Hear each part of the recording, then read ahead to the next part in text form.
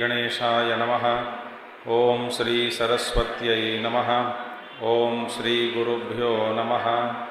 ओम समस्तजनकल्याणे निरतं करुणामयं नमामि चिन्मयं देवं सद्गुरुं ब्रह्मविद्वरं सद्गुरुं ब्रह्मविद्वरम्। ओम व्यासं वसिष्ठनप्तारं शक्ते पौत्रमकल्मषम् पराशरात्मजं वन्दे शुकतातं तपोनिधिं। व्यासाय विष्णुरूपाय व्यासरूपाय विष्णवे नमो वै ब्रह्मनिधये वासिष्ठाय नमो नमः। वसुदेवसुतं देवं कंसचाणूरमर्दनं देवकी परमानन्दं कृष्णं वन्दे जगद्गुरुं कृष्णं वन्दे जगद्गुरुम्।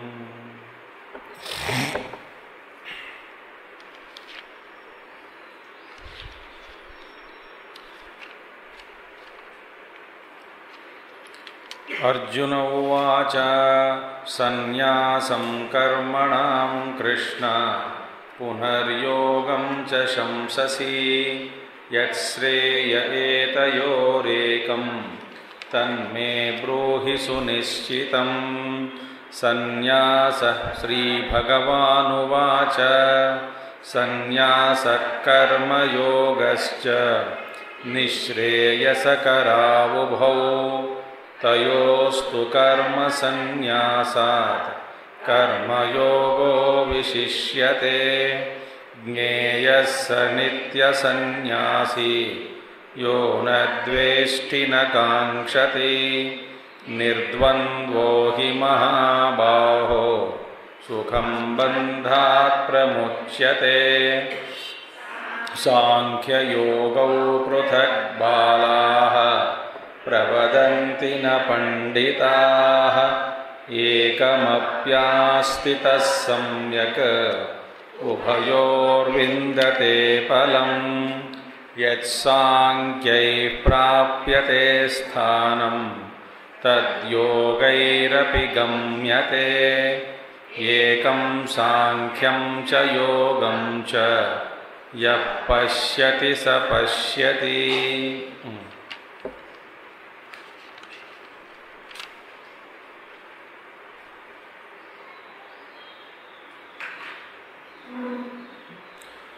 तो सांख्य और योग ये अलग है, ऐसा बालाः प्रवदन्ति न तो पंडिताः। बच्चे लोग अज्ञानी लोग कहते हैं कि ये सांख्य अलग है और योग अलग है।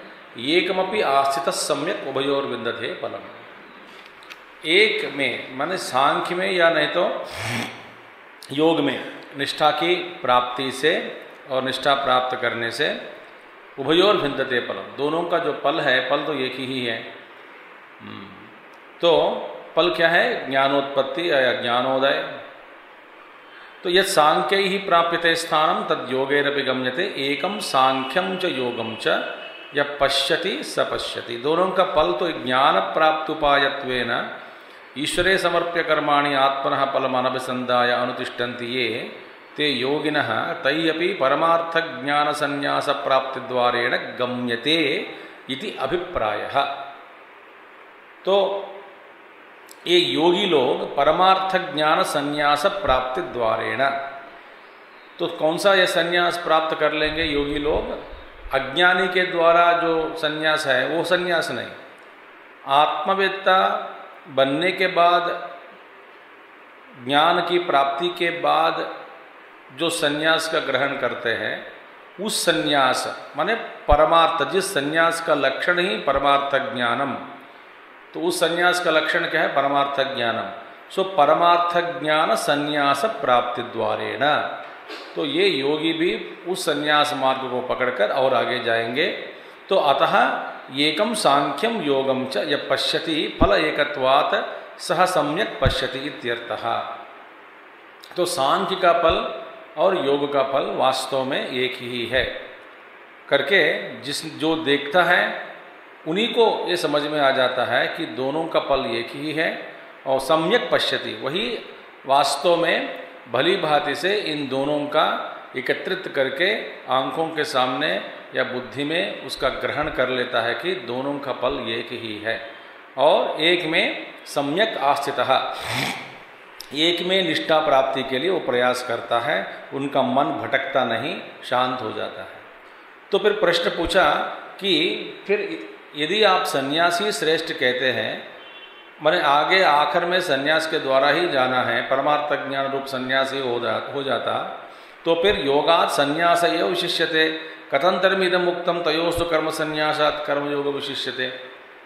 जब आप कहते हैं कि कर्मयोगी का अभ्यास के बाद तो परमार्थ ज्ञान रूपी संन्यास, जिसका लक्षण परमार्थ ज्ञान है, उस संन्यास अवस्था को प्राप्त कर लेते हैं योगी भी, तो फिर कौन सा यह श्रेष्ठ हुआ? इन दोनों में संन्यास ही श्रेष्ठ हुआ। आप तो कहते हैं कि कर्मयोग श्रेष्ठ है, तो भगवान कहते हैं कि सुनो क्या है, तत्र कारणम त्वया पृष्ठम केवलम कर्म संन्यासम कर्मयोगम च अभिप्रेत्य तयोः अन्यतरः कश्रेया। तुमने क्या पूछा? सिर्फ कर्म संन्यास, केवल कर्म संन्यास और कर्मयोग, इन दोनों के बीच में क्या श्रेष्ठ है, आपने ऐसा पूछा। केवल कर्म संन्यास और कर्मयोग, इन दोनों में मैंने कहा कि कर्मयोग श्रेष्ठ है विशिष्यते, क्योंकि तद अनुरूपम प्रतिवचनम, जैसा तुम्हारा प्रश्न उसी के अनुरूप में मेरा जवाब हुआ दिया तुमको। तो कर्म संन्यासात् कर्मयोग विशिष्यते इति ज्ञानम अनपेक्ष्य। तो ज्ञानम अनपेक्ष्य, तो ज्ञान रहित संन्यास से कर्मयोग श्रेष्ठ है। कर्म संन्यासात् ज्ञानम अनपेक्ष कर्म संन्यासात् कर्मयोग विशिष्यते। तो कर्मयोगी श्रेष्ठ है। बिना ज्ञान, बिना अंतःकरण शुद्धि तुम संन्यास ग्रहण किया, इससे ज़्यादा कर्मयोग ही श्रेष्ठ है। तो तुम्हारा जैसा प्रश्न था उसी के अनुरूप मैंने जवाब दिया। मैं यो परमार्थ ज्ञान रूपी जो संन्यास है उसके बारे में मैं नहीं कह रहा हूँ। तुम्हारा प्रश्न सिर्फ कर्म को छोड़ना या कर्म को अपनाकर कर्मयोगी को अभ्यास करना, इन दोनों में कौन सा है श्रेष्ठ है? मैंने जवाब दे दिया, कर्मयोग श्रेष्ठ है। तो ज्ञान अपेक्षा, ज्ञान अपेक्षा माने ज्ञान सहित तो संन्यासः सांख्यम इति मया अभिप्रेतः। तो ज्ञान सहित जो संन्यास है उस संन्यास को सांख्य कहते हैं, सांख्य। तो मेरे अभिप्राय में सांख्य का मतलब क्या है? ज्ञान सहित संन्यास। और सांख्यमिति मया अभिप्रेतः परमार्थ योग च स एव। और परमार्थ योग है, परमार्थ योग माने समत्व बुद्धि के साथ युक्त होकर करते हैं जो कर्मयोग, वास्तव में दोनों एक ही है। तो गुरुदेव एक उदाहरण दिया करते थे कि एक ही रोड है, हाँ, एक पॉइंट से लेकर के बीच तक एक पॉइंट, दूसरा पॉइंट तक उसी रोड का नाम दिया गया महात्मा गांधी रोड। एक ही, वास्तव में रोड एक ही है, सड़क एक है, एक पॉइंट से एक पॉइंट तक उसका नाम दिया गया महात्मा गांधी रोड। और बीच में जो पॉइंट उसका खत्म, वहाँ से फिर अंत तक उसी रोड का दूसरा नाम दिया रमण महर्षि रोड। नाम तो बदल गया मगर रोड एक ही है। तो सफर में क्या है? कर्मयोगी अभ्यासी जो है समत्व बुद्धि के कारण साथ युक्त होकर वो अभ्यास करता है कर्मयोग। तो वो कर्मयोगी कुछ समय के बाद संन्यास प्राप्ति द्वारेण, परमार्थ ज्ञान संन्यास प्राप्ति द्वारेण, वो उसी रोड पे चलते चलते चलते चलते अंतःकरण शुद्ध हो जाएगी, ज्ञानोदय होगा, फिर संन्यास। तो वह संन्यास अलग है। और इस मार्ग पे चले बिना, कर्मयोग के मार्ग जो है उस पे चले बिना, जो अचानक सारे कर्मों को छोड़कर औपचारिक रूपेण सो एक कपड़ा पहनकर संन्यास ग्रहण करता है, उससे अच्छा कर्मयोग श्रेष्ठ है। ठीक है, यह तो कर्मयोगो वैदिक स तादध्याद योग। ये इंपॉर्टेंट बात है कि अब वैदिक माने वेद मार्ग में, वेद में अनुशासन पूर्वक दिया गया जो कर्मयोग की विधि जो है वैदिक कर्मयोग। वैदिक कर्मयोग माने यज्ञ याग आदि कर्म और उपासना, न तो ये जड़ कूप तलाग आदि ये सब बनाना, न तो स्मार्त कर्म और श्रौत कर्म और दुनिया की भलाई के लिए जो किए गए कर्म, ये सारे कर्म जिसका वेद ही जिसका प्रमाण है, वेद ही इसका अनुशासन किया। सो वैदिक मार्ग जो है कर्मयोगो वैदिक यज्ञ याग आदि कर्म सह तादर्थ्यात। तादर्थ्यात माने ये सारे वैदिक वेद में दिए गए सभी कर्म, वेद विहित कर्म तादर्थ्यात उसी के लिए, तादर्थ्यात माने उसके लिए, माने ज्ञान योग का ही साधन है ये सब। वैदिक मार्ग में वेद संप्रदाय के अनुसार या जितने भी कर्म किए हैं दिए हैं वेद श्रुति माता, ये सारे कर्मों का फल क्या है? तादर्थ्यात योग। तो ज्ञान योग का साधन होने के कारण तादर्थ्यात ये सारे कर्म संन्यास इति च उपचर्यते। तो क्या ये सारे योग माने वैदिक योग जितने भी है कर्म योग वो संन्यास ग्रहण के लिए ही है, ज्ञान के लिए ही है। तो इसीलिए इसको भी संन्यास ही औपचारिक इति उपचर्यते, इसको भी संन्यास कह लेते। इसका बढ़िया सा दूसरा उदाहरण देते थे गुरुदेव। गुरुदेव कहते थे कि जो उपाय है, उपाय और लक्ष्य, लक्ष्य अलग है और उपाय लक्ष्य से अलग है। जब उपाय लक्ष्य से अलग है और लक्ष्य का नाम जो भी है, लक्ष्य का नाम ही उपाय को भी दे देते हैं। जो लक्ष्य का नाम है उसी लक्ष्य का नाम के साथ उपाय को जोड़ देते हैं। जैसे कि Madras is on platform number 4।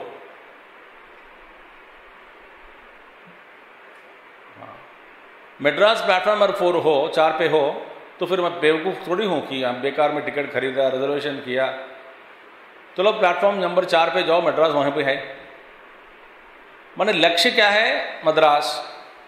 और गाड़ी का नाम क्या दिया गया? मद्रास एक्सप्रेस। हाँ, इसी को मद्रास बोल देते हैं। और बोलने वाले क्या, मद्रास कहाँ पर है? चौथा पे है, 4 नंबर पे है। मुंबई कहाँ पर है? 2 नंबर पे है। मुंबई 2 नंबर पे, मद्रास 4 नंबर पे। माने लक्ष्य का नाम उपाय के साथ जोड़ देते हैं। इसी तरह यहां पे बताते हैं स तादर्थ्याद योग संन्यास इति च उपचर्यते। तो उसी को, उस योग को संन्यास कह लेते हैं, क्योंकि वह योग क्या है? वह योग वैदिक योग। आपका उस वैदिक योग का लक्ष्य क्या है? आपको सीधा संन्यास तक पहुंचने का ही इसका लक्ष्य है। इसलिए मैं आपको ये बात कहता हूं कि जो भी अभी भी इस समय वर्तमान में भी जो वेद रूपी जो भी जितने भी उपदेश है, वेद का उपदेश और उसके अनुसार जितने भी वेद विहित कर्म है, कर्मकांड और दुनिया की जो सेवा कर्म, योग भाव से कर्म करना, श्रेष्ठ भाव को अपनाना, जैसे वेद विहित जितने भी कर्म हैं उन्हीं कर्मों को अनुष्ठान करने से, उपासना के रूप में स्वीकार करने से आपको ये सारे कर्म आपको संन्यास तक ले जाते हैं। क्योंकि उसका लक्ष्य यही है। आप भली भांति इस सभी कर्मों का, उपासना का अनुष्ठान आप करते रहे तो आपको जीवन में यह मार्ग, जो मार्ग आपने पकड़ा, आप जाने या न जाने, आपको सीधा ज्ञानोत्पत्ति का जो मुख द्वार जो है, संन्यास जिसका लक्षण है, वहां पर आपको छोड़ देते हैं। देखिए, इसीलिए कहते हैं आचार्य शंकर कर्मयोगो वैदिक कर्मयोग स तादर्थ्याद योग योग संन्यास इति च उपचर्यते। तसादध्याद, उसी को तादर्थ्याद, उस ज्ञान की प्राप्ति के लिए ही किया जाते हैं, इसीलिए योग संन्यास इति च उपचर्यते। वही योग है, वही संन्यास है। समझ में आ गया बात? एक ही मार्ग है। यहां पॉइंट से पॉइंट ए से पॉइंट बी तक इसका नाम दिया गया महात्मा गांधी रोड, और पॉइंट बी से पॉइंट सी तक एक ही मार्ग पे, एक ही रोड पे, सड़क पे, उसका नाम दिया रमण महर्षि रोड। तो आप यहां पर एक रास्ता को पकड़कर चलने लगे, वो मार्ग आपको संन्यास तक ले जाए। इसलिए इसी को मन में रखते हुए शायद तुलसीदास जी ने लिखा है कि धर्मते बिरति। इसमें बहुत बड़ा गंभीर ज्ञान छिपी है इसमें। धर्मते बिरति माने धर्म से वैराग्य। धर्म माने जैसे वेद विहित कर्म के अनुसार, वेद जो धर्म ब्रह्म दो बात कहते हैं वेद, सो धर्म को अपनाने से आपको वहां जाएगा, वहां तक ले जाएंगे, ये है। और इसी का विश्लेषण और एक महात्मा जी अपने भाष्य में दिए हैं, तो उसको मैं आपको इसका विवरण एक सामने आ जाते हैं आंखों से सामने। क्या है वो अपने भाष्य में कहते हैं, देखिए, संन्यास और कर्मयोग दोनों भी दो दो प्रकार के हैं। हमने जो पढ़ा उसी को मैं समझा रहा हूं। अपने भाष्य में कहते हैं संन्यास और कर्मयोग। संन्यास दो प्रकार के संन्यास और कर्मयोग दो प्रकार के कर्मयोग है। पहली बात हो गई बात। तो संन्यास दो प्रकार के और कर्मयोग दो प्रकार के हैं। तो नाम क्या है? दो दो प्रकार के नाम बताओ। तो नाम है पारमार्थिक संन्यास। संन्यास में दो तरह के संन्यास है। एक संन्यास का नाम है पारमार्थिक संन्यास, दूसरा संन्यास का नाम है अपारमार्थिक संन्यास। इसी तरह योग में भी दो भाग है, दो भेद है, दो विभाग। तो पारमार्थिक योग, अपारमार्थिक योग। तो संन्यास और योग दो दो भाग है। पारमार्थिक संन्यास, अपारमार्थिक संन्यास, पारमार्थिक योग, अपारमार्थिक योग। यहां तक समझ में आ गया? अच्छा, और पारमार्थिक संन्यास को किस लिए कहते हैं पारमार्थिक संन्यास? जो आत्मवेत्ता का त्याग है, आत्मवेत्ता जब त्याग देता है, छोड़ देता है, जो आत्मवेत्ता के द्वारा संन्यास्त किए गए, तो संन्यास लिया, तो आत्मवेत्ता जब संन्यास लेता है उसको कहते हैं पारमार्थिक संन्यास। अच्छा, और अपारमार्थिक संन्यास क्या होता है? अनात्मवेत्ता जो आत्मज्ञानी नहीं है, जब वो संन्यास ले लेते हैं, ग्रहण करते हैं, तो उसको अपारमार्थिक संन्यास। यहां तक समझ में आ गया? तो पारमार्थिक संन्यास, अपारमार्थिक संन्यास। पारमार्थिक संन्यास का दूसरा नाम भी है शास्त्र में विद्वत संन्यास। माने विद्वान बनने के बाद, आत्मज्ञान हुआ, उसमें निष्ठा की प्राप्ति के लिए वो चले जाते हैं। इसलिए मैंने कहा कि इनमें बहुत सारे श्रेणी हैं। ब्रह्मज्ञानियों में भी अनेक प्रकार के श्रेणियां हैं।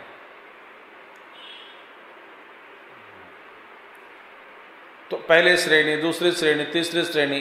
तो इसमें निष्ठा की प्राप्ति के लिए वो पुल करता है, आपको खींच लेता है। वो आत्मज्ञान जो है आपको एकांतवास के और तपस्या के और अंतर्मुखत्व बनने में, ये सब खींच लेते हैं आपको। तो इसलिए वो सब छोड़कर चले जाते हैं। उस संन्यास को पारमार्थिक संन्यास या आत्मवित्ता का त्याग, या नहीं तो विद्वत संन्यास हम कहते हैं। जो अनात्मवेत्ता जो संन्यास लेते हैं, अनात्मवेत्ता का संन्यास, वो तो अपरमार्थिक संन्यास है। उसमें जिनके परमार्थक ज्ञान नहीं है, फिर क्यों छोड़कर जा रहा है? इसीलिए कि अभी वो अपना कर्म या कर्तव्य कर नहीं पा रहा है। जैसा अर्जुन छोड़कर जाना चाहता था, यो पारमार्थिक संन्यास या अपरमार्थिक संन्यास है, वो अपरमार्थिक संन्यास माने और किसी कारण इसमें ज्ञान नहीं है, डर के कारण, ममता के कारण, भय के कारण, अनेक प्रकार के कारण, मगर जो ज्ञान नहीं है, जिसमें दिमाग घूम गया उनका, इसलिए सोचा कि मैं छोड़कर चला जाऊं। तो ऐसे इस तरह के जो संन्यास है वो अपरमार्थिक संन्यास है। अच्छा, अब देखिए योग में पारमार्थिक योग क्या है? योग में दो प्रकार के हैं ना, पारमार्थिक योग और अपरमार्थिक योग। पारमार्थिक योग माने आत्मवेत्ता, वो भी आत्मज्ञानी है, थोड़ा ज्ञान मिला उनको। आत्मवेत्ता जो लोक संग्रह के लिए काम करते हैं, जब लोक संग्रह के लिए आत्मवेत्ता उनको मुंह में ज्ञान हुआ, कुछ स्तर तक पहुंच गया, एक तरह का ज्ञान में निष्ठा प्राप्त कर लिया। जैसे कि देखिए मैं आपको बताता हूं, एक तरह की निष्ठा ऐसा भी है कि मैंने आत्मा अनुभव पूर्ण रूप से नहीं किया, नहीं हुआ मेरे लिए, मगर जो गुरुवाणी है, गुरुवाक्य, शास्त्र जो कहती है, शास्त्र जो कहता है, गुरु भी कहता है, तो इन सभी उपदेशों पर मेरा इतना दृढ़ विश्वास है, तो संशय बिना, कोई संशय नहीं है, तो अपरोक्ष ज्ञान नहीं हुआ, ये तो परोक्ष ज्ञान ही है, मगर परोक्ष ज्ञान में ही जबरदस्त निष्ठा प्राप्त कर लिया। हमारे गुरु ने कहा, शास्त्र कहता है कि ये ऐसा करो, तो इसमें कोई शंका ही नहीं है। चाहे सारी दुनिया एक और खड़ा रहकर बोले कि तुम गलत हो, ये मानता नहीं, क्योंकि शास्त्र का बल, शास्त्र का प्रमाण और गुरु वाक्य का प्रमाण, इस पर जो भार है, इसका जो वजन है वो ज्यादा है। तो उन्होंने जीवन में विश्वास के रूप में, श्रद्धा और विश्वास के रूप में, तो इन दोनों के कारण, श्रद्धा और विश्वास के कारण, शास्त्र और गुरु वाक्य पे पूरी तरह से एक तरह का क्या बोलते हैं, निष्ठा प्राप्त कर लिया। तो वो ज्ञान में निष्ठावान बन गए। तो उनको समझ में आ गया मेरे द्वारा बस, अब ये भी एक तरह का ज्ञान में निष्ठा प्राप्त कर लिया, या ना तो एक बार दो बार तो झलक झोंक, जैसे प्रथम श्रेणी हो गया आत्मज्ञान में। तो वो क्या करेगा, उनको जैसा अनुभव हुआ, तो लोक संग्रह के लिए ही जो कर्म करते हैं, उस योग को, वो कर्म करना कर्म योग हो गया ना, लोक संग्रह के लिए करते हैं, उस योग को पारमार्थिक योग कहते हैं, पारमार्थिक योग। अच्छा, फिर अपरमार्थिक योग क्या है? वो भी कर्मयोगी ही है, मगर उस कर्मयोग में, अपरमार्थिक कर्मयोग में, वहां पे लक्ष्य क्या, लोक संग्रह नहीं। लोक संग्रह बहुत ऊंची बात है, मैं वहां तक नहीं पहुंचा। फिर जो मैं कर्म करता हूं कर्मयोग के रूप में, केवल अंतःकरण शुद्धि के लिए ही किए गए सारे कर्मों को हम कहते हैं अपरमार्थिक योग। आपको समझ में आ रहे हैं?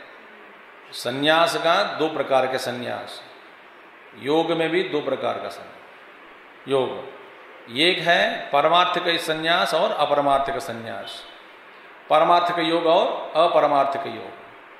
परमार्थिक संन्यास माने, मैंने क्या कहा, आत्मवेत्ता। अपरमार्थिक संन्यास माने जो छोड़ दिया, अनात्मवेत्ता छोड़कर चला जाता है। और आत्मवेत्ता के द्वारा हम लोक संग्रह करते हैं कर्म, वो जो कर्म करते हैं वो हो गया परमार्थिक योग। और केवल अंतःकरण शुद्धि के लिए हम करते हैं कर्म, लोक संग्रह के लिए नहीं है, वो तो अपरमार्थिक योग। अब हमारे द्वारा जो किए गए सारे कर्म कौन से श्रेणी में आते हैं? अब लोक संग्रह ने परिवार का संग्रह भी नहीं कर पाते हैं। अब सही है कि नहीं? हमारी बात कोई मानते नहीं, हम किसी का मानते नहीं। किसका? तो कर रहे हैं ना, कहाँ हुआ? अभी मार्ग में है ना, वो इसका प्योरिटी हो गया हो तो वो आत्मवेत्ता में आ जाएगा। बस आपको वो श्रेणी में ना, ये बीच में फॉर एग्जाम्पल बता आपको, जो वेन डायग्राम होता है ना, वेन डायग्राम, ये इंटरसेक्शन भी मालूम है, एक वृत्त और दूसरा वृत्त दोनों एक वृत्त के अंदर पूरा नहीं गया, मगर थोड़ा एक केंद्र बन गया वहां पे, एक कुछ दोनों वृत्त साथ में आकर जो मिल गए, तो बीच में जगह जो है ना, उस बीच में माने यहां पे पूरा बेवकूफ नहीं है, ज्ञानी भी नहीं बना, मगर बीच में गुजरते ना, इन दोनों के बीच में जब गुजरते हैं जो कॉमन, वहां पे ना जीव का बहुत तड़पता है, क्योंकि सांसारिक वासना भी खींचते हैं, उनको मन में ही लगता है कि सबका आगे भी जाना है। यो जो रास्ता बीच में रास्ता जो है ना, वो खतरनाक रास्ता है। उस रास्ता में हम सब पड़े हैं। तो इसी को दूसरे आपकी भाषा में बोले कि न घर का न घाट का, न पूरा उधर न पूरा इधर। तब क्या हुआ? ये तो संघर्ष हो रहा है, संघर्ष बीच में पड़े हैं, तो दोनों का प्रभाव है, ये मिल गए, इंटरसेक्ट हो गए, एक ऊपर के एक के ऊपर एक।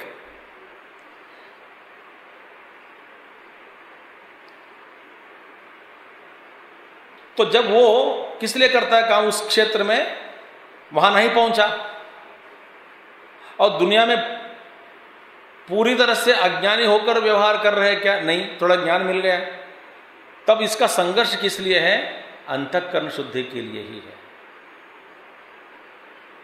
तो अंतःकरण शुद्धि के लिए जब हम कर्म करते हैं, और कौन सा कर्म कर सकते बताओ आप अंतःकरण शुद्धि के लिए? अपना जो कर्तव्य कर्म है अपना, वही कर सकते हैं आप, दूसरों अन्य कर्म नहीं कर सकते हैं आप, क्योंकि परधर्मो भयावह।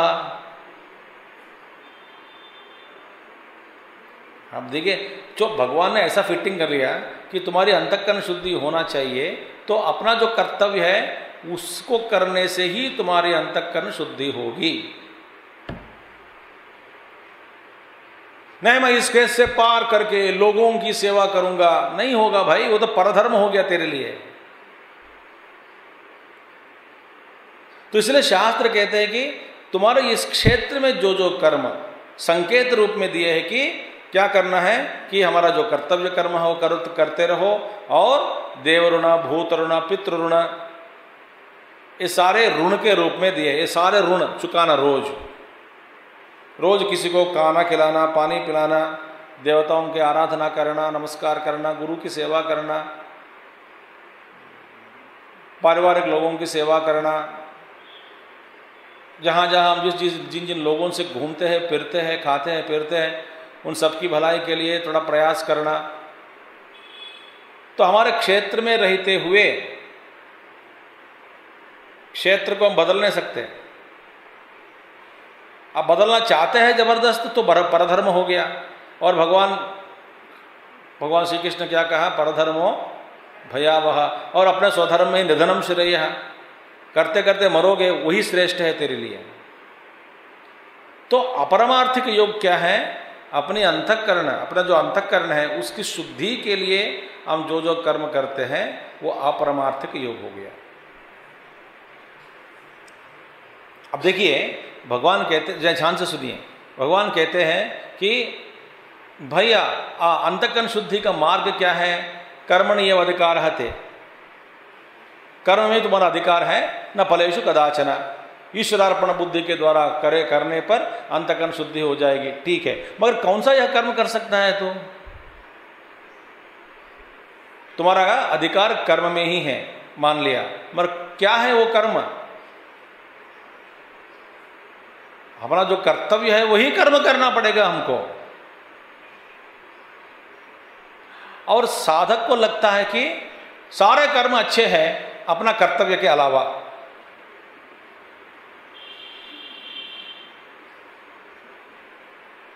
थक जाते हैं हम। अब जो भी नौकरी करते हैं, मुझे भी लगता है कि ये काम पे सुबह शाम प्रिपेयर करना, जाना, भागना, दौड़ना, बोलना, ये क्या है? ये अपना कर्तव्य है, ड्यूटी है, और इससे अलावा और कुछ मैं नहीं कर सकता हूं। तो मेरी अंतःकरण शुद्धि होने का मार्ग क्या है? यही है, और दूसरा मार्ग नहीं है, रास्ता नहीं है। तो हमारा कर्तव्य कर्म में ही जो हमारी ड्यूटी है, उसी में हमारा अधिकार है, उसी को फलापेक्ष रहित करना है। जब हम कर्तव्य से बांध गए और हम इसी क्षेत्र में पड़े रहे और हम कर्म को हम करना ही पड़ेगा हमको, तो भगवान कहते हैं बस मुझ पर छोड़ दो सारा कर्मों का फल और अपना कर्म करते रहो, यही है तुम्हारा मार्ग, और कोई मार्ग नहीं है। तो जब इस क्षेत्र में रहते हुए जो लोग अपना अपना कर्म करते हैं वो अपरमार्थिक योग है।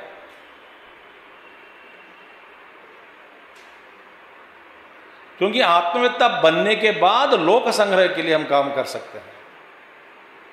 लोक संग्रह माने मतलब क्या है?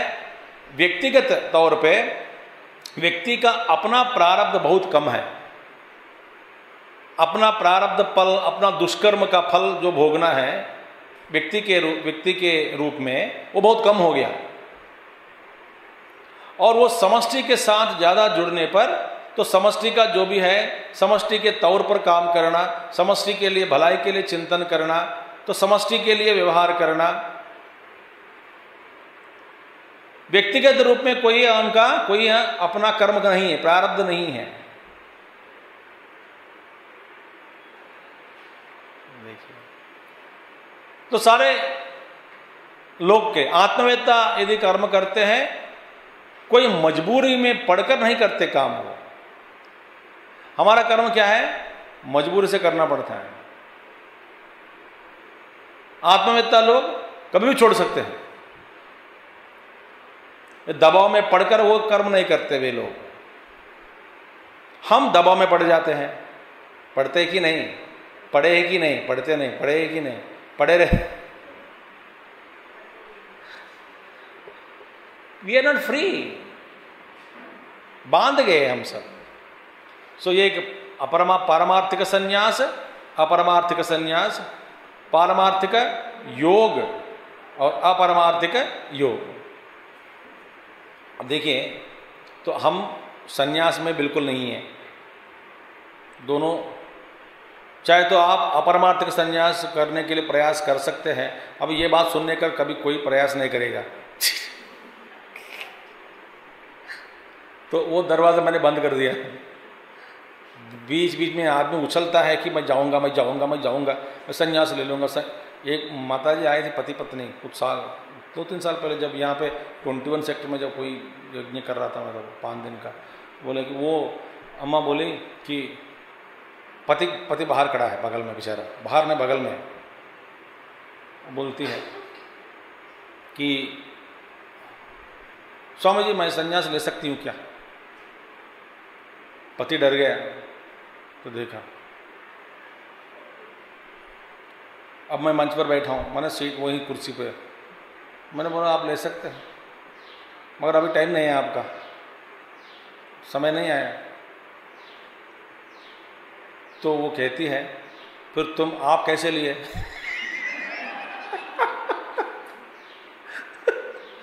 मैंने बोला मैं मूंगफली बेच कर लिया, आप भी मूंगफली भेजो। ये क्या कंपटीशन है? आपने किस लिए कैसे लिए आप? तो ये ना, ये जलन की बात है, समझ में नहीं आया। ना गीता समझते हैं, ना योग, ना शास्त्र, कुछ भी नहीं। इसलिए मैं आपको 2-3 दिन में मैंने क्या किया, दूसरा दरवाज़ा था, सब लोग उछल रहे थे कि संन्यास लूँगा संन्यास लूँगा, वो मैंने ज़बरदस्ती बंद कर दिया, ताला लगा दिया और खोल भी नहीं सकता, चाबी मेरे पास है, वो हो गया। और आत्मवेत्ता बनने के बाद संन्यास अभी नहीं बने तो चुपचाप बैठो, तो संन्यास का जोर हमारा बंद हो गए। ठीक है, अब क्या रास्ता पड़ा है हमारे पास? लोक संग्रह या अंतःकरण शुद्धि। लोक संग्रह तक पहुंचे तब तो हम कहाँ फंस गए? अपना ही कर्तव्य से आप छुटकारा पा रहे हैं क्या, पा सकते हैं क्या? नहीं। अब जिस दिन आप सोचते हैं कि मैं संन्यास लूँगा, कल से आराम निवृत्त हो जाऊँगा, उसी रात को फ़ोन आएगा अपने बेटे से, पापा मैं मुश्किल में पड़ गया हूँ, आ जाओ, 2 महीना रहना है मेरे पास।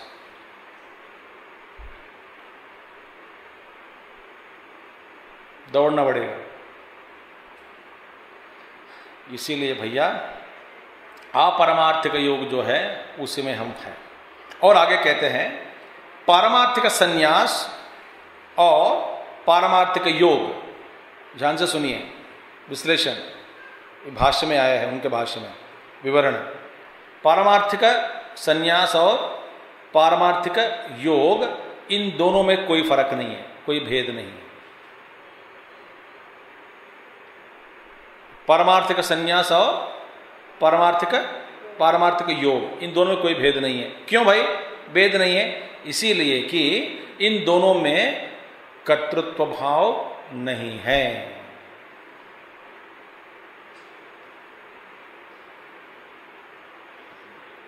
इन दोनों में कर्तृत्व भाव नहीं है। न योगी के लिए, योगी में भी कर्तृत्व भाव है नहीं, या न तो संन्यास में भी कर्तृत्व भाव नहीं है। तो इन दोनों में कर्तृत्व भाव नहीं है, इसीलिए पारमार्थिक संन्यास और पारमार्थिक योग में कोई फर्क नहीं है।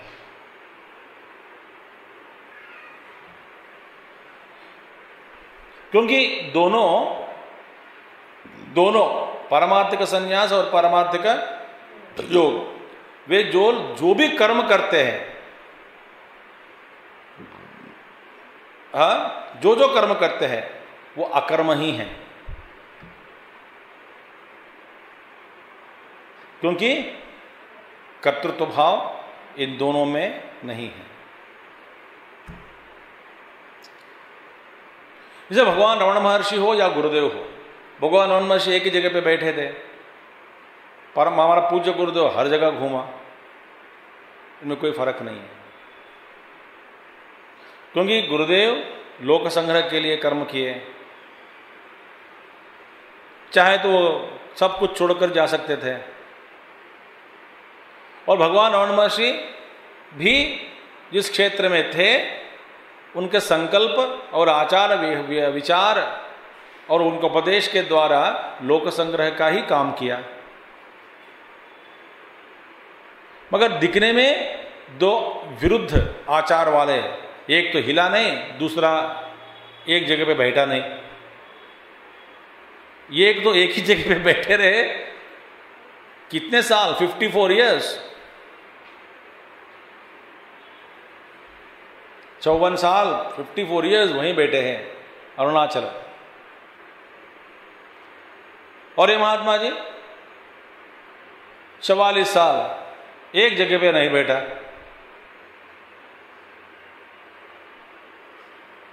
इसलिए दोनों का कर्म जो है वास्तव में वो अकर्म ही है। अब देखिए, इसी तरह जो अनात्मवेत्ता संन्यास लेते हैं ना, वो संन्यास और अनात्मवेत्ता के योग है ना, जो भी अब वो योग प्रैक्टिस करता है, कौन सा यह योग? कर्म योग। किस लिए? अंतःकरण शुद्धि के लिए। और अनात्मवेत्ता छोड़कर चला गया, संन्यास लिया, उनका वहां पर भी कर्म करना पड़ता है, ये भी कर्म करना पड़ता है। इन दोनों में कोई भेद नहीं है। माने अनात्मवेत्ता का संन्यास और अनात्मवेत्ता का योग, इन दोनों में कोई फर्क नहीं है।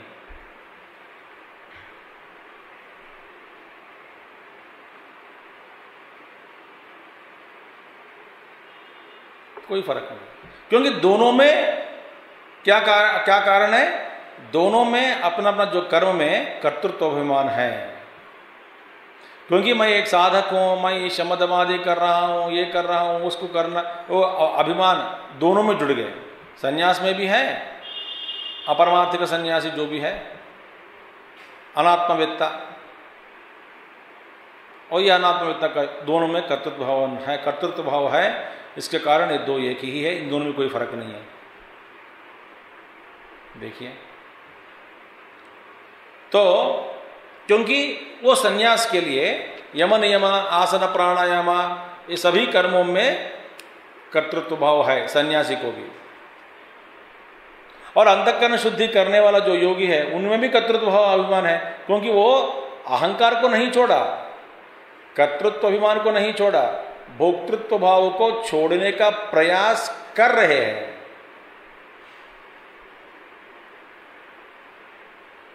जब भोक्तृत्व भाव को छोड़ना होता है ना, फल अर्पण किया भगवान को, ईश्वर को, यही है मार्ग अंतःकरण शुद्धि के लिए। तो कर्तृत्व भाव का त्यागना नहीं हुआ, सिर्फ भोक्तृत्व भाव को त्यागने का प्रयास जारी रखा है। उसमें भी कभी भूल जाता है, कभी छूटता है, कभी अहंकार आ जाता है, कभी निरहंकारी बनता है। माने कभी निरंकार नहीं, कभी पल को दे देता है, कभी भूल जाता है, कभी बोलता है कि मैं खुद ही किया, मेरे वजह से हुआ, कभी उनको लगता है कि नहीं नहीं मेरे वजह से नहीं, भगवान से, ईश्वर के अनुग्रह से हुआ। कुछ कर्म अपने भोज पर ले लेता है, अपने सिर पर बोलता है कि महीने किया। कुछ कर्म ऐसा है कि ईश्वर को समर्पण करता है। तो पूर्ण रूप से इनमें कोई किसी अवस्था में परिपक्व स्थिति नहीं पाया।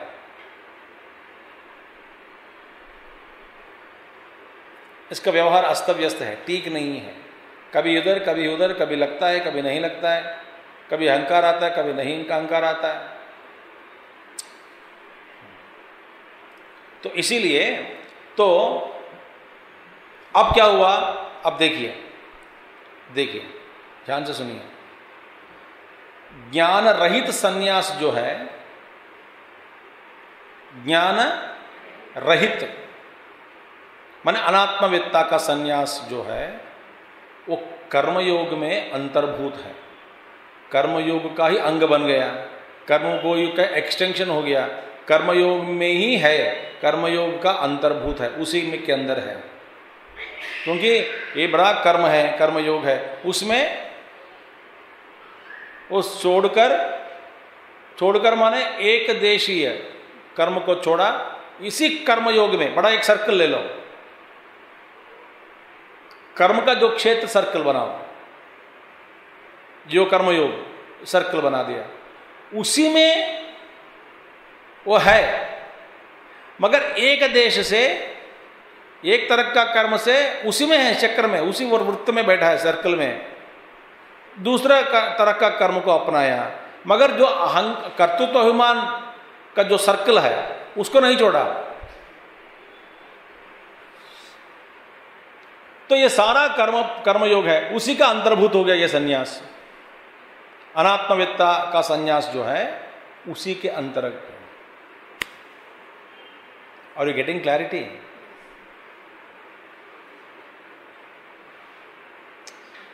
देखिए,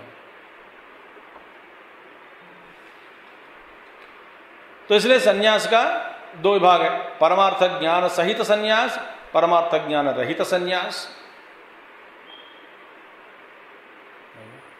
इसी तरह कर्मयोग का भी समत्व बुद्धि के साथ जुड़ गए, वो कर्मयोग अलग है, और केवल कर्म करना, समत्व बुद्धि के साथ युक्त हुए कर्म, वो तो आत्मवेत्ता के द्वारा किए गए, वो कर्मयोग हो जाता, किया गया कर्मयोग। और अनात्मवेत्ता के द्वारा किया गया कर्म, वो तो सिर्फ केवल कर्मयोग है, माने अपने जो अहंकार में अंतःकरण शुद्धि के लिए वो काम करता है बस। और दूसरे, भाई भगवान ने मेरे इतना भोज दिया, ये सारे परिवार दिया, इतने लोग दिया, ये कर्म दिया है, उसी में मैं रहता हूँ, और इसी में रहते हुए मेरे अंतःकरण शुद्धि के लिए मैं प्रयास करता रहूँगा, बस यही है मेरा कर्म का क्षेत्र। क्योंकि सन्यास का तो मतलब भी छोड़ दो, सन्यास के लिए मैं लायक नहीं हूँ। और लोक संग्रह के लिए जो कर्म करते हैं बड़े बड़े महात्मा लोग बिना अहंकार आत्मवेत्ता लोग, इस तरह का कर्म मैं नहीं कर सकता हूँ। मैं मेरे क्षेत्र से बांधा गया, सीमित हो गया, इसी में मैं पड़ गया, इस क्षेत्र के बाहर मैं नहीं जा सकता हूँ। जाने की प्रयास भी किया, जैसे अर्जुन को भगवान ने कृष्ण वापस बुला लिया, इसी तरह यदि हमारे जो गुरु है गुरु वापस बुला लेता है, जबरदस्त छोड़कर गया, इससे ज़्यादा दुख भोगना पड़ेगा।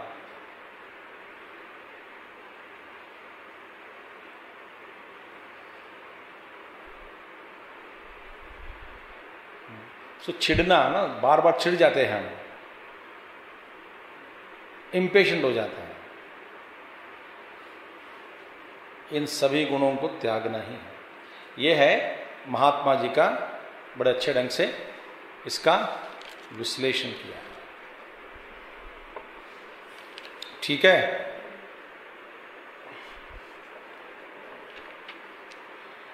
अब देखिए, तो इसीलिए यहां तक हम यद सांख्य प्राप्यते स्थानम तद योगैरपि गम्यते एकम सांख्यम च योगम च यः पश्यति स पश्यति। कौन सा यह योग और सांख्य एक है? पारमार्थिक संन्यास और पारमार्थिक योग एक ही है, इसका फल भी एक ही है। तो पारमार्थिक योग अभ्यास करने से पारमार्थिक संन्यास तक पहुंचेगा, परमार्थ स्वरूप ज्ञान और उस जिसका लक्षण है उस तरह का उस संन्यास को अपना ग्रहण करके और आगे जाएगा। ठीक है ना। और कथम तादर्थ्यम इति उच्यते, अब उसी का साधन है, क्योंकि ज्ञान योग का साधन होने के कारण कर्म उसी को एक ही मार्ग को संन्यास भी बोल देते हैं, योग भी बोल देते हैं, क्योंकि दोनों आपको आत्मज्ञान की ओर ले जाने वाले हैं। कथम, ये कैसे है? भगवान बताते हैं, संन्यासस्तु महाबाहो दुःखमाप्तुमयोगतः योगयुक्तो मुनिर्ब्रह्मा न चिरेणाधिगच्छति।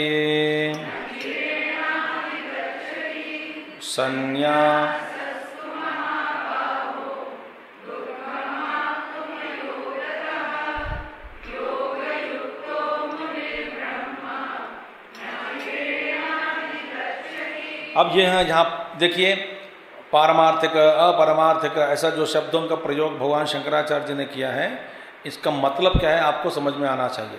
तुरंत समझ में आ गया ना बात अभी? अब देखिए, संन्यास तो पारमार्थिक, पारमार्थिक संन्यास। अभी मैं दूरा नहीं चाहता हूं, मैं पारमार्थिक अपरमार्थ सब बोल देते ना मैंने। पारमार्थिक संन्यास दुखम आप्तुम प्राप्तुम अयोगतः योगेन विना, पारमार्थिक योग के बिना पारमार्थिक संन्यास को ग्रहण करना अत्यंत कठिन है। दुखम, पारमार्थिक संन्यास जो है ना, आत्मवेत्ता बनने के बाद जो संन्यास लेते ज्ञान, वो बहुत कठिन है। दुखम आप्तम, इसके लिए बहुत सारा तपस्या करनी पड़ती, तपस्या करनी पड़ती है, सारी बहुत सारे साल, बहुत साल, बहुत जन्म।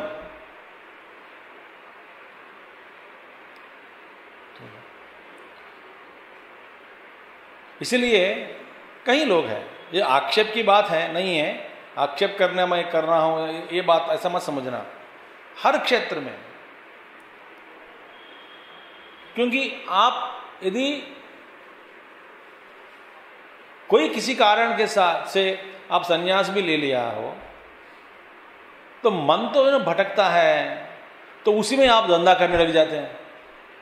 किताब बेचना, या तो पैसा इकट्ठा करना, बड़े बड़े बिल्डिंग और आश्रम बना देना, ब्लैक मनी इकट्ठा करना, और अपने लिए अनेक प्रकार के हेलीकॉप्टर खरीदना, अपना वो स्पेशल फ्लाइट खरीदना, बड़े बड़े आश्रम खरीदना, इंडस्ट्री चालू करना, पैसा कमाना, और राजनीति के लोगों के साथ संपर्क में रहकर कुछ ना कुछ अपना भी होना हो।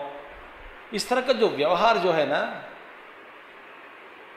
ये भी ठीक नहीं है, क्योंकि वो उनका वासना ऐसे ही है।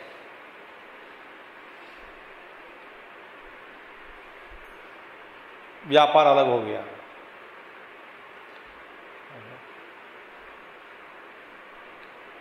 बहुत लोग हम देखते हैं कि ना दुनिया में,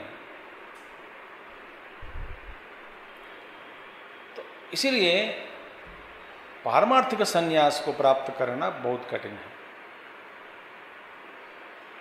योग युक्तो वैदिकेन कर्म योगेन, क्योंकि दुखम आप्तुम अयोगतः योगेन बिना, योग के बिना।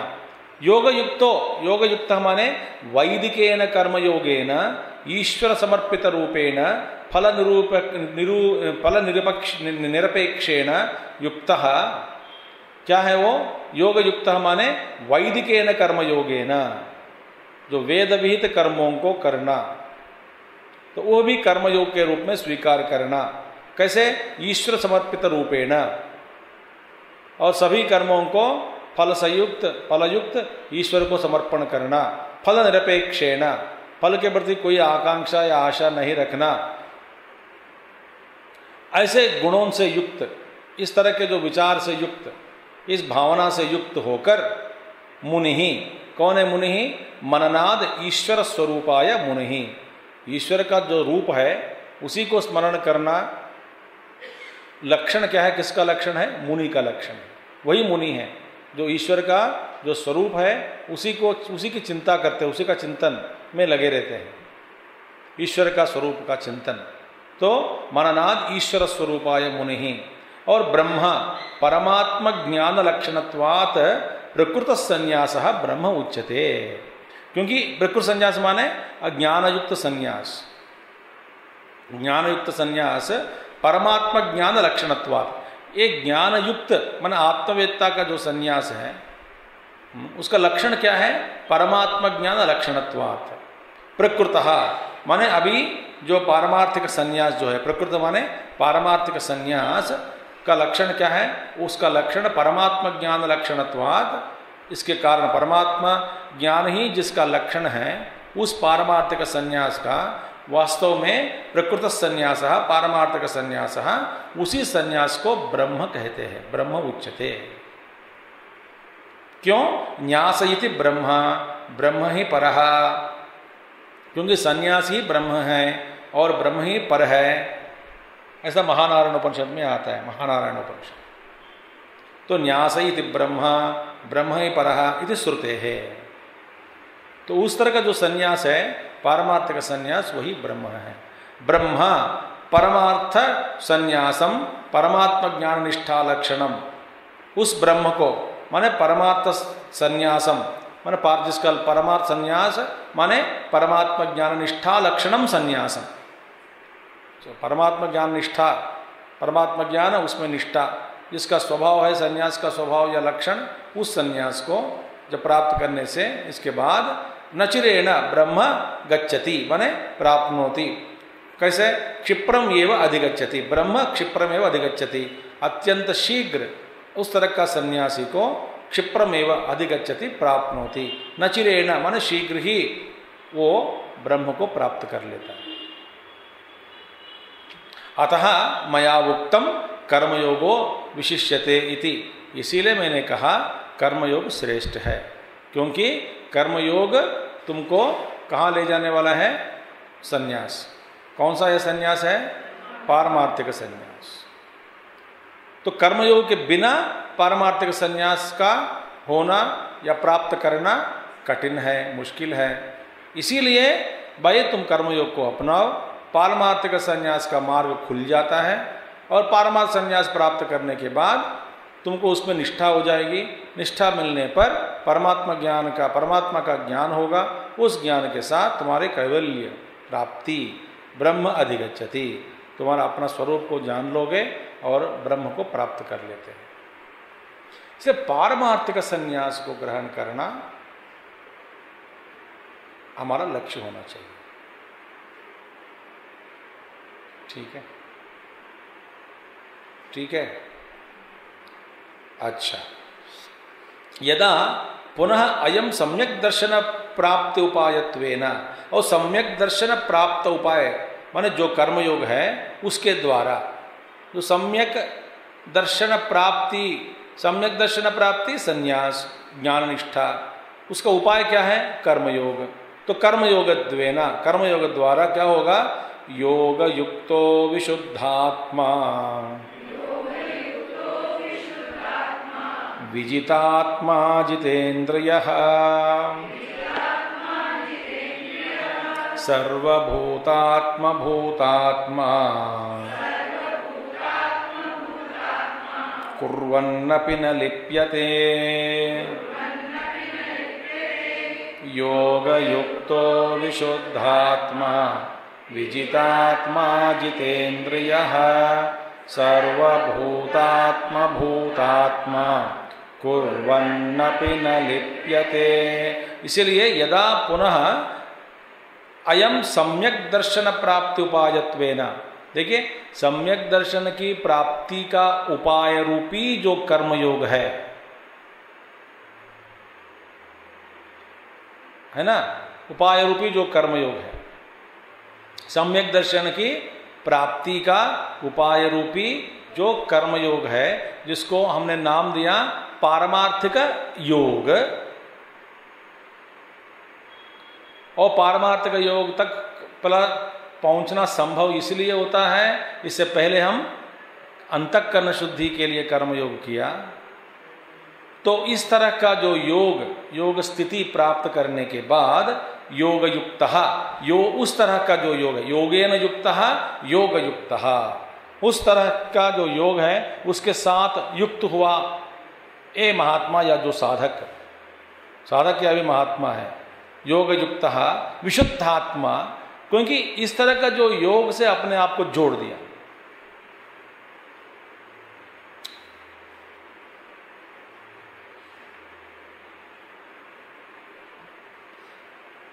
तो विशुद्ध हो गया, शुद्ध आत्मा, मन में कोई आशाएं, राग द्वेष सब दूर हो गए, विशुद्धात्मा। फिर विजितात्मा, विजितेंद्रिय, अपने सारे इंद्रियों को अपने वश में कर लिया, विजितेंद्रिय।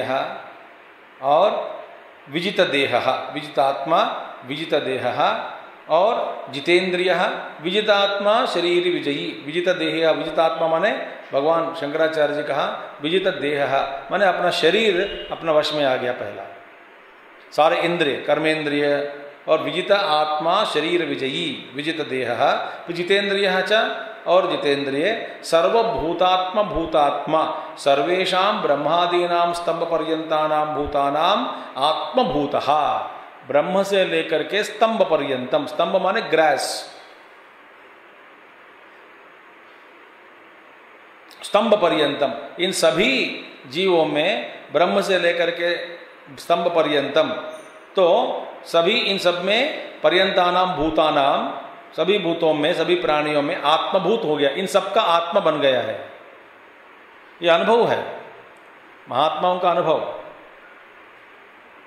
एकदम उनको लगेगा कि मैं तो शुद्ध चैतन्य सर्वव्यापक हूं, मुझ में ही सारे जीव बैठे हैं, मैं ही इन सब में व्याप्त हूं।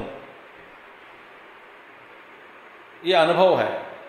ये शरीर तो छोड़ ही गया, शरीर का तादात्म्य छूट गया, और ये जो व्यष्टि शरीर, व्यष्टि प्राण, व्यष्टि मनः, व्यष्टि बुद्धि, ये सब छोड़ दिया और समष्टि के साथ तादात्म्य हो गया।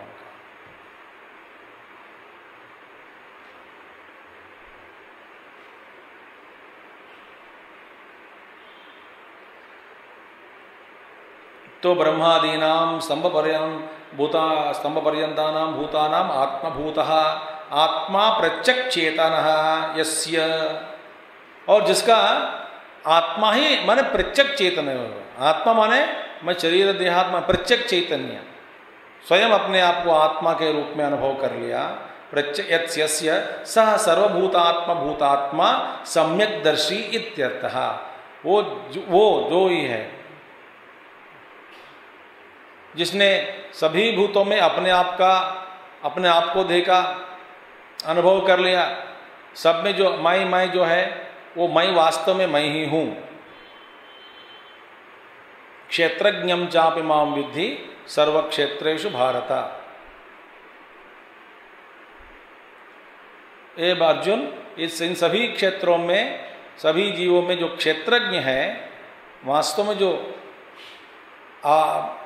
आखिरी जो क्षेत्रज्ञ है व्यष्टि रूप में अलग अलग का महसूस होता है अनुभव कि मैं क्षेत्रज्ञ हूँ, वो अलग है। वास्तव में मैं ही क्षेत्रज्ञ हूँ इन सभी क्षेत्रों में, ऐसा इनको अनुभव हो जाता है।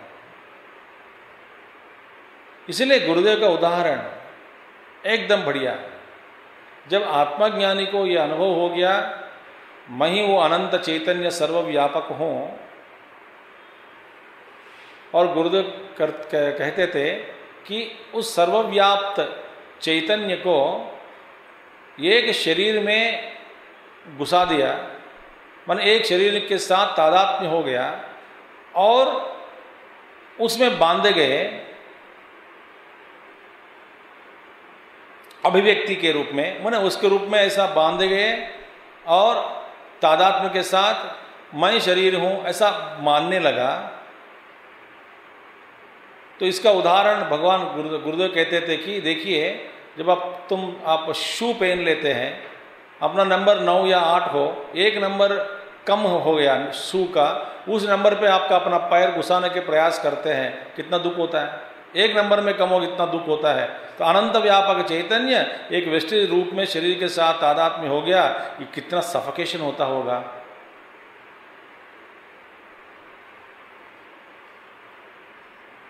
और शरीर छूटने के बाद यदि ज्ञानी को ऐसा लगता है कि मैं मुक्त हो गया बाबा, अभी ये पीसते ही शरीर के साथ ही काम करना पड़ रहा था,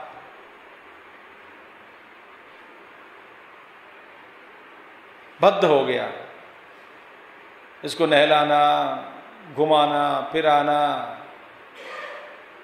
आत्मज्ञानी को लगता है कि मैं शरीर से मुक्त हो गया हूं, बस यही अच्छी बात है।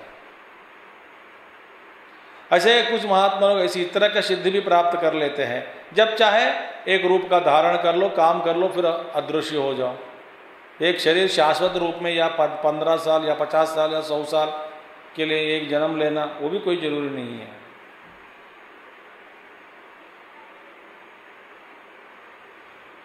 जब चाहे शरीर ग्रहण कर, जैसे अवतार का भगवान श्री कृष्ण या श्री रामचंद्र, अभी तो शरीर नहीं है, जब चाहे वो शरीर के रूप प्रकट हो सकते हैं।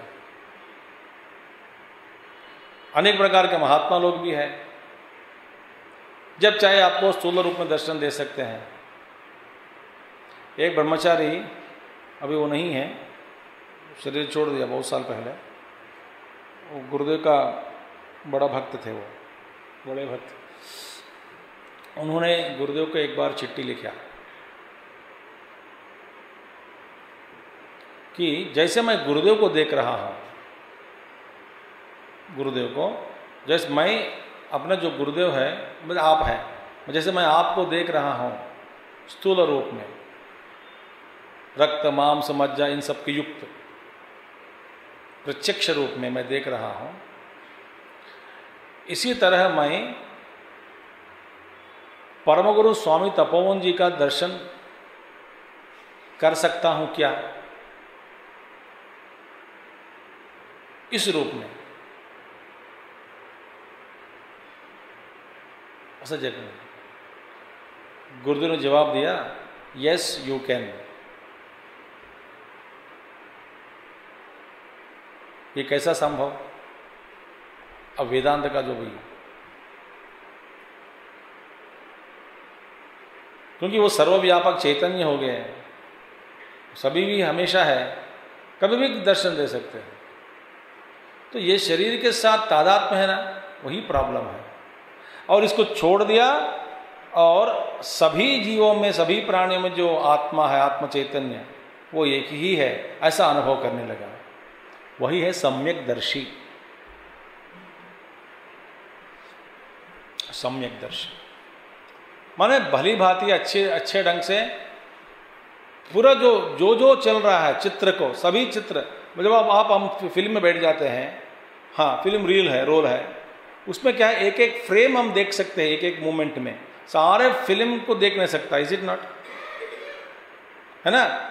एक मोमेंट पे एक फिल्म फिर चला गया, मूवमेंट होता रहता है उसका, फिर हमको ऐसा लगता है कि कोई चित्र का जो चलन हो रहा है, चलन चित्र, इसको चलन चित्र।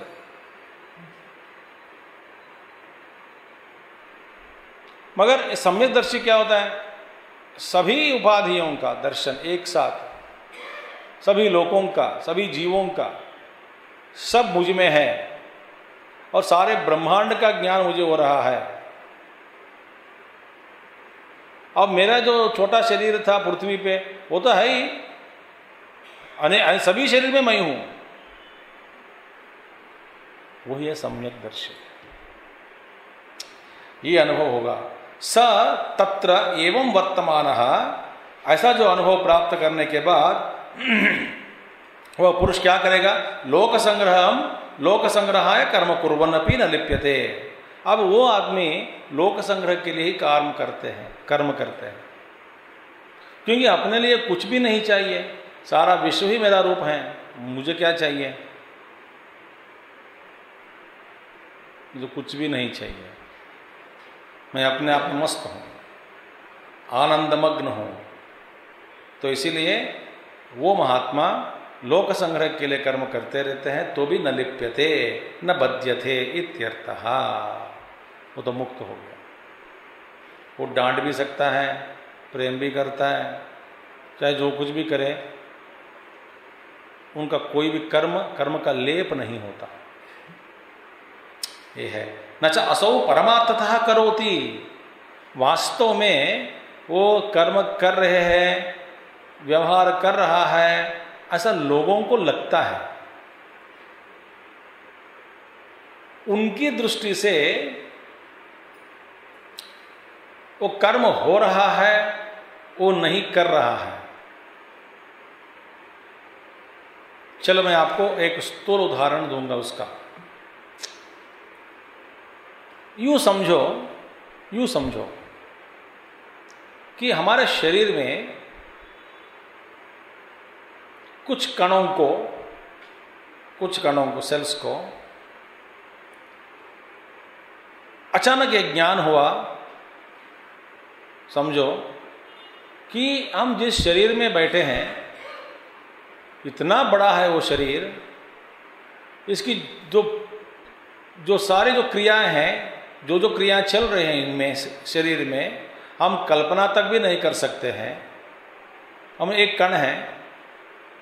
फिर वो महात्मा लोग बैठकर आत्मवेत्ता कण बात करते हैं कि ये शरीर हमने सुना है परंपरा के साथ, ये शरीर बड़ा है, इसमें अनेक प्रकार के अंग हैं, एक एक अंग में अलग अलग प्रकार के कण हैं, ये सारे कण इस शरीर को, ये शरीर में स्थित है। इन सभी कणों के साथ और न जाने क्या क्या हो रहा है इसमें, इस शरीर में अनेक प्रकार की क्रियाएं चल रहा है।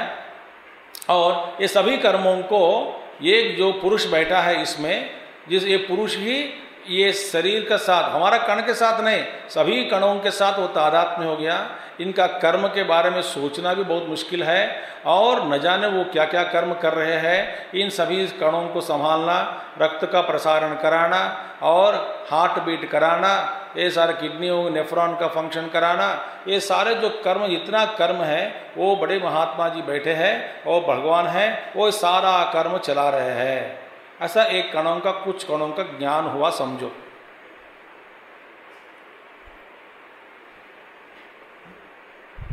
और वे कहते हैं कि देखिए वो रक्त का प्रसारण का काम कर रहा है,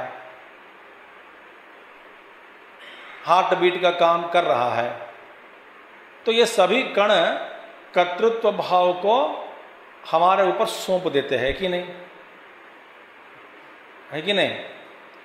जो जीव बैठा है अंदर, जीव के ऊपर सौंप देते हैं, ये कर रहा है, ये कर रहा है।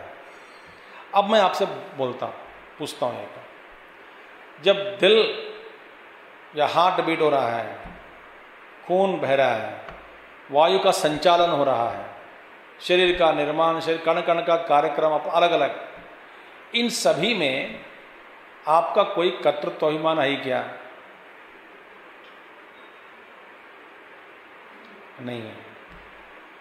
तो वास्तव में वो आप जानते हैं कि आप कुछ नहीं कर रहे हैं, मगर आपके बिना ये सारा काम हो सकता है क्या?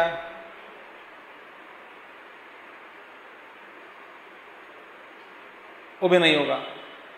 अब अजीब सा बात है, आपके बिना काम नहीं हो सकता। जब आप रहते हैं आप कुछ कर नहीं रहे हैं।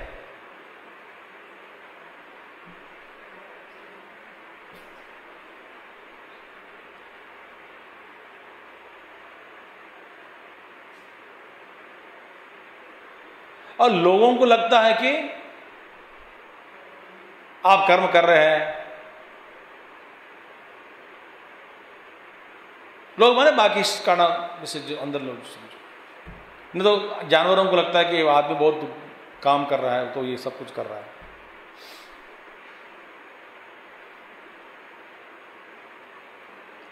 मगर आप कुछ नहीं करते हैं, बस सारे फंक्शन चल रहे हैं। शरीर के मामले में खाना और व्यायाम के अलावा हम क्या कुछ योगदान कर रहे हैं क्या? इसका निर्माण में, इसका चल चालन में, संचालन में, फिर हमारा योगदान है ही कुछ है ही नहीं।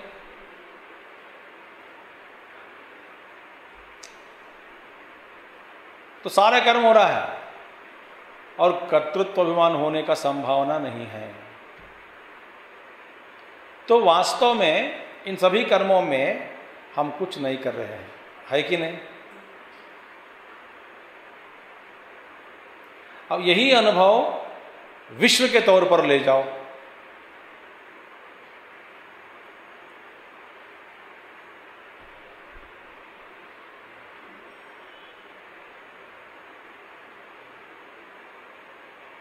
तब यह अनुभव होगा कि मैं कुछ नहीं कर रहा हूं।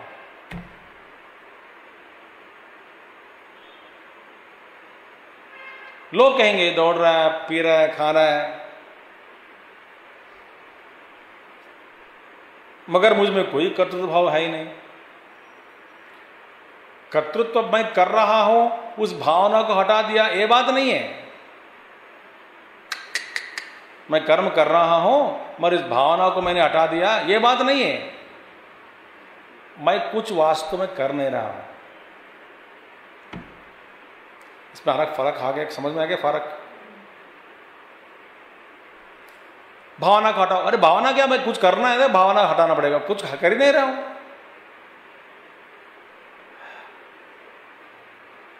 जब कोई कहेगा मैं कर रहा हूं, वो अज्ञानी है।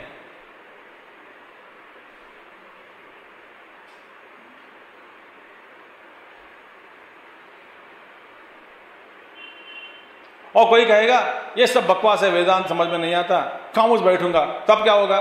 भाई तो खामोश बैठ नहीं सकता, तो उठ के काम करना पड़ेगा। माने तेरे द्वारा कर्म जो होना था वो हो ही जाएगा। या कैसा? बैठ के देखो,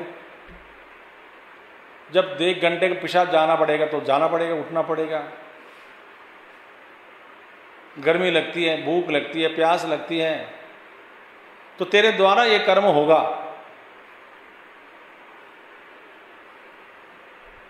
और वास्तव में ज्ञानी जैसे बैठता है कि मैं कुछ कर्म नहीं कर रहा हूं, वो अनुभव है, तो भी शरीर का संचालन हो रहा है, कर्म होता है, लोक संग्रह कर्म ही हो रहा है लोगों की दृष्टि से।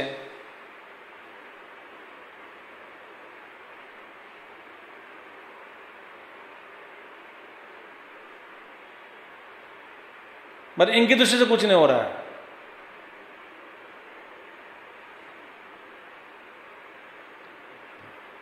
यही बात भगवान कहते हैं। अभी क्या कह रहे हैं? वो तो कर्म से न भज्जते, नहीं बनता कर्म से, नहीं। क्यों? न च असौ परमात्मतः करोति अतः, वास्तव में वो लोक संग्रह करते हैं और कर्म से लिप्त नहीं है, कर्म का लेप नहीं होता, कर्म से बांधा नहीं गया, वो मुक्त है। और आगे जाओ, वास्तव में करता भी नहीं है। पहले एक पर बोला स्वार्थ कर्म को छोड़कर जब आत्मवेत्ता बनोगे तो लोक संग्रह के लिए आप काम करेंगे, अच्छी बात है। और आगे जाकर कहा लोक संग्रह कर्म करते हैं तो भी तुम कर्म से बांधते नहीं, बांधा नहीं गया, तुम कर्म के बंधन में नहीं पड़ोगे, ये सारे कर्म तुमको बांधते नहीं, अच्छी बात है। और जाके कहा कि वास्तव में कुछ करता नहीं।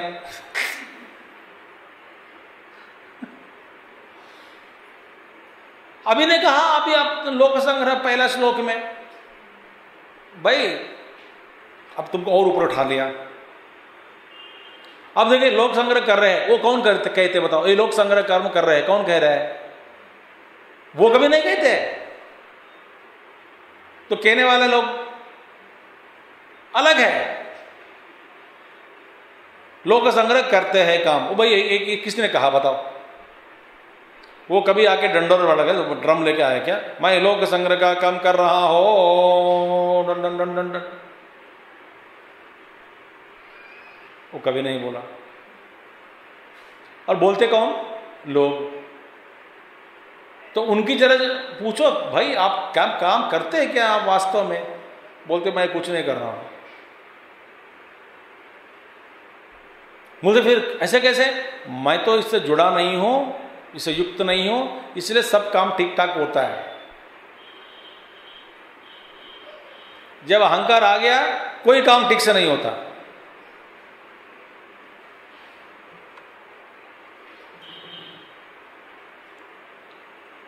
मैं आपको एक उदाहरण दिया था कुछ साल पहले या कुछ महीने पहले। जब आदमी जिंदा है उसको कोई भी शिव नहीं कहते, नाम लगा सकते शिव करके, और मर गया उस शव को शिव बोल देते हैं। पैर छूते हैं, प्रदक्षिणा भी करते हैं, परिक्रमा करते हैं कि नहीं बताओ? पहले परिक्रमा करते हैं। वो दुष्ट आदमी था तो भी सब दुष्टता को भूल गए। गारलैंड डाला, माला पहना दिया, हाथ जोड़ा, पैर छुया, फिर परिक्रमा किया। वाह, इतनी श्रद्धा से कभी मंदिर में भी नहीं किया। तो वो जिंदा था तब क्यों नहीं किया? अब क्या फर्क है? जिंदा था अभी मर गया, इसमें क्या स्थिति में क्या अंतर है? तभी भी आदमी जिंदा था तब करना था, अब क्या फायदा? बेचारा वो कुछ नहीं जानता है। क्या कारण है? दोनों अवस्थाओं में अस्तित्व के रूप में चैतन्य व्याप्त है। चैतन्य कहीं घूमना, एक जगह से दूसरी जगह पर जाना कभी नहीं होता, केवल अस्तित्व के रूप में सर्वव्याप्त है। तो अस्तित्व प्रत्येक वस्तु अस्ति अस्ति अस्ति। तो शरीर, जो मरा हुआ शरीर, पार्थिव शरीर जो पड़ा है पृथ्वी पे, वो भी अस्ति, माने अस्तित्व है। अस्तित्व क्या है? सत्य चित्त आनंद में सत्य। तो सत्य रूप में वो दर्शन दे रहे हैं। भैया तब जब जिंदा था तब भी सत्य था वो? हाँ जी सत्य था। तब क्यों नमस्कार नहीं किया? क्योंकि उसमें अहंकार था। तो अहंकार का एक बिंदु, एक लहर, एक बर्फ उस केंद्र में था। तो अहंकार था और सारा शरीर को मलिन कर दिया। अहंकार हट गया, पार्थिव शरीर शिव बन गया।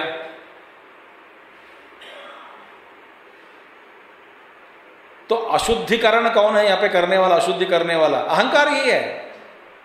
जब तक अहंकार है जिंदा आदमी में, कोई नमस्कार नहीं करता। अहंकार हट गया, वो शुद्ध चैतन्य अस्तित्व के रूप में पड़ा है वहां पे। उस अस्तित्व को शिव के रूप में मानते हैं क्योंकि अस्तित्व शिव ही है। तो उसी शरीर को अभी तक इम्प्योर स्टेट में किसने रखा? मलिन स्थिति में किसने रखा? उसको मलिन कर दिया किसने? कहा अहंकार, जीव। जीव हट गया तो पवित्र हो गया। इसी तरह कर्म में अहंकार आ गया, अपवित्र हो गया। और कर्म में अहंकार के बिना होता है क्या? होता है। कैसे? जैसे कि आप शरीर में देखोगे खून बह रहा है, अनेक प्रकार कर्म हो रहा है, उसमें आपका अपना कर्तृत्व भाव से जुड़ा नहीं। मैंने कर्तृत्व भाव निकाल दिया और कर्तृत्व भाव का आभास शायद दिख सकता है, इसका आभास। कर्तृत्व भाव ही आभास है वास्तव में।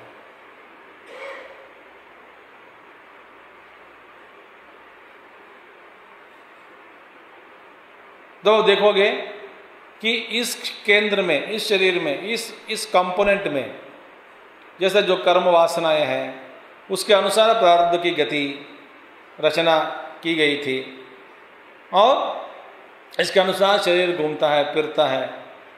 उसमें कोई अहंकार का चीज कोई जरूरी नहीं है।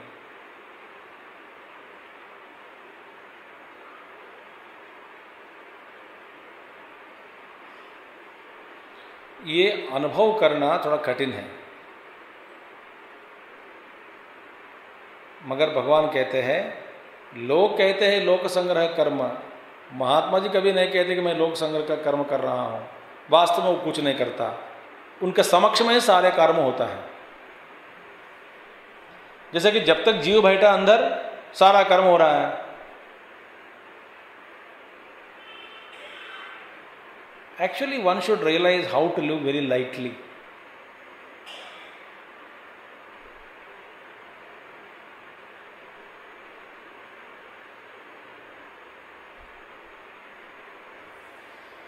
हाँ, आप इस जन्म में सीख लिया वो टेक्निक, बहुत मजा आता है आपको, बहुत मजा आता है। हल्का होकर जीना सीखो।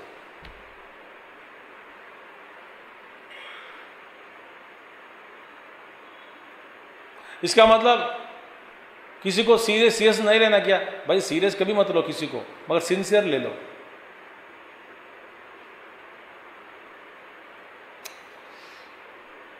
नचा असौ परमार्थतः करोति, परमार्थ की दृष्टि से, वास्तव में सच्चाई की दृष्टि से ये कुछ करता नहीं, क्योंकि वो जानते हैं नैव किंचित करोमीति युक्तो मन्येत तत्त्ववित्। बोलते हैं न एव किंचित करोमि इति युक्तः समाहितः सन् मन्येत चिंतयेत। ये अनुभवी आदमी को ये जान लेता है, या तत्ववेत्ता मार्ग पर बहुत दूर पहुंच गया, इसका ये ज्ञान का स्मरण करता है, वृत्ति के रूप में और कुछ आगे चला गया, वो देख भी रह रहा है, समझ में आ गया उनको।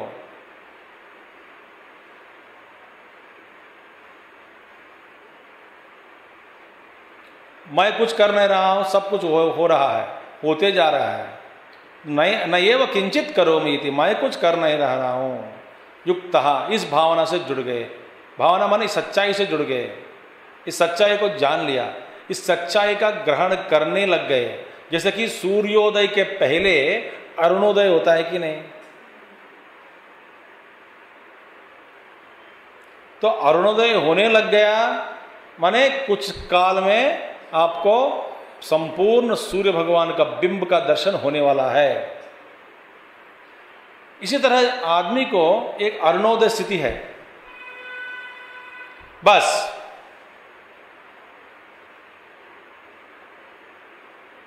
तो नैव एव किंचित करोति इति युक्तः समाहितः सन्, समाहितः माने शांत चित्त से या दृढ़ता से, या नहीं तो एकाग्रता से, मन में एकाग्रता है गया। समाहितः सन् मन्येत चिंतयेत तत्त्ववित् आत्मनः याथात्म्यं तत्त्वं वेत्ति, माने आत्मा का यथा स्वरूप जो है उस स्वरूप को जान लिया। इति तत्त्ववित् परमार्थदर्शी इत्यर्थः। वास्तव में वो तत्त्ववित् जो है परमार्थदर्शी हो गया, क्योंकि वो जानते हैं कि मेरे समक्ष में सब कुछ हो रहा है।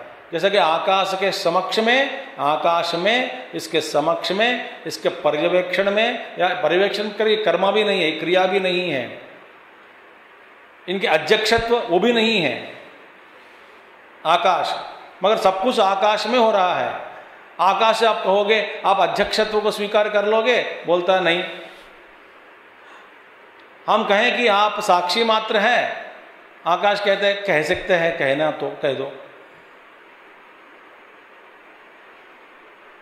मगर आप और जो भी घटना घट रहे हैं इस विश्व में, आकाश में ही, ब्रह्मांडों की सृष्टि, ब्रह्मांडों का विनाश, इसकी स्थिति, सब कुछ आकाश में हो रहा है। आपको कैसा लगता है? आकाश बोलते हैं मुझे कुछ पता नहीं, कुछ कुछ होता रहता है, जाते रहता है, मुझे कोई फर्क नहीं पड़ता, मैं इससे जुड़ा नहीं हूं, बिल्कुल निर्लिप्त हूं। मगर आपके बिना कुछ भी नहीं हो सकता शायद।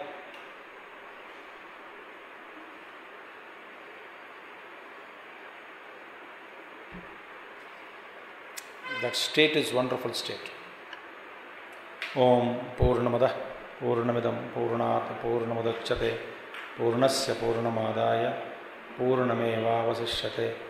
Om Shanti Shanti Shanti. Hari Om Shri Gurubhyo Namaha. Hari Om Sadgurunath Maharaj Ki Jai.